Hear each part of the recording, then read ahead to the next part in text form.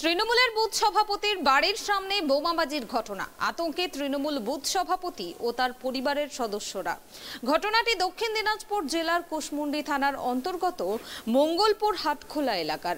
ঘটনার প্রতিবাদে রাজ্য সড়ক অবরোধ করে বিক্ষোভ স্থানীয় বাসিন্দাদের।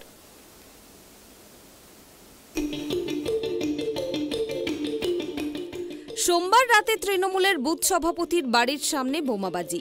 ঘটনাটি ঘটেছে দক্ষিণ দিনাজপুর জেলার কুশমুন্ডি থানার অন্তর্গত মঙ্গলপুর হাটখোলা এলাকায়। ঘটনায় এলাকায় ব্যাপক চাঞ্চল্য ছড়িয়ে পড়ে। জানা যাচ্ছে, স্থানীয় তৃণমূলের বুথ সভাপতি শক্তিপ্রসাদ সিংহের বাড়ির সামনে গতকাল বোমাবাজি করা হয়। ঘটনার পর তৃণমূলের বুথ সভাপতি ও তার পরিবারের সদস্যরা আতঙ্কে রয়েছেন।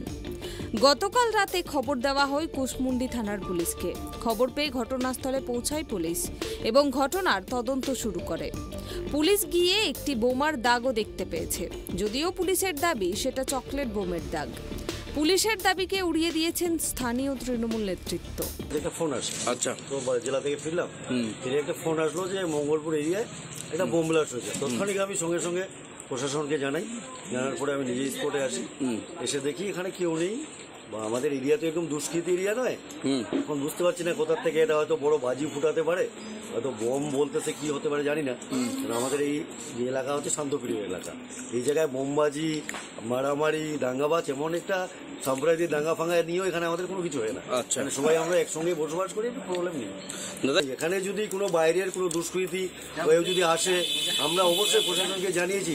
ওরা সিদ্ধান্ত নিয়ে আমরা যেন শাস্তি সেইভাবে হয়, তাকে তদন্ত করে খুঁজে বার করতেই হবে। আমাদের এই শান্ত এরিয়াতে আমরা অতিষ্ঠ করতে তুলতে দেবো না।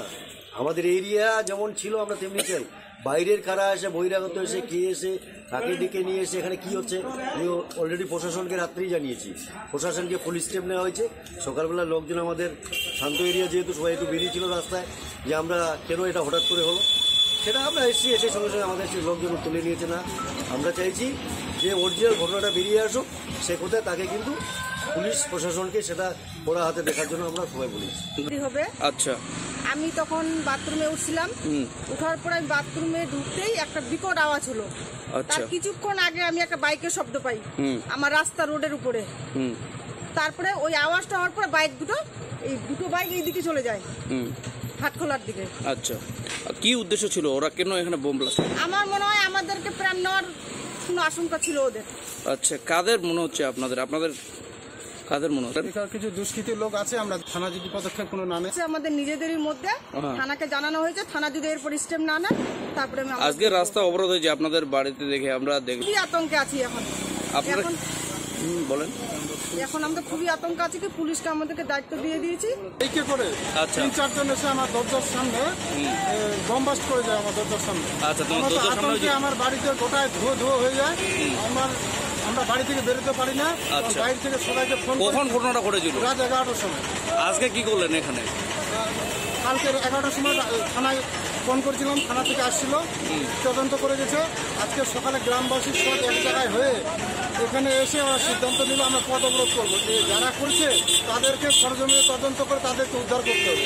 এখানে কারা এইসব নোংরামি কাজ করতেছে, ভবিষ্যতে মারার জন্য আমাকে হুমকির জন্য এইসব কথাবার্তা বলতে। রাজনীতি থেকে হয়েছে মনে হচ্ছে আপনাদের? এটা রাজনীতি বলতে কি, কতগুলো নিরপেক্ষ আমি কাজ করতেছি, লোকে প্রতিবাদ করতেছি, তার জন্য এইসব কথাবার্তা।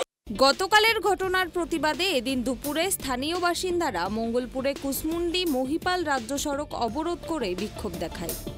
রাস্তার ওপর গাছের গুঁড়ি ফেলে পথ অবরোধ করা হয় গ্রামবাসীদের পক্ষ থেকে। খবর পেয়ে ঘটনাস্থলে পৌঁছায় কুশমুন্ডি থানার বিশাল পুলিশ বাহিনী। প্রায় আধা ঘন্টার পর পুলিশের হস্তক্ষেপে অবরোধ ওঠে। এরপর শুরু হয় যান চলাচল। গতকাল কে বা কারা বোমাবাজি করেছে, পুলিশ তার সঠিক তদন্ত করুক। তা না হলে আগামী দিনে সিবিআই তদন্তের দাবিতে আন্দোলন করবেন বলে তৃণমূলের বুথ সভাপতি শক্তিপ্রসাদ সিং জানিয়েছেন।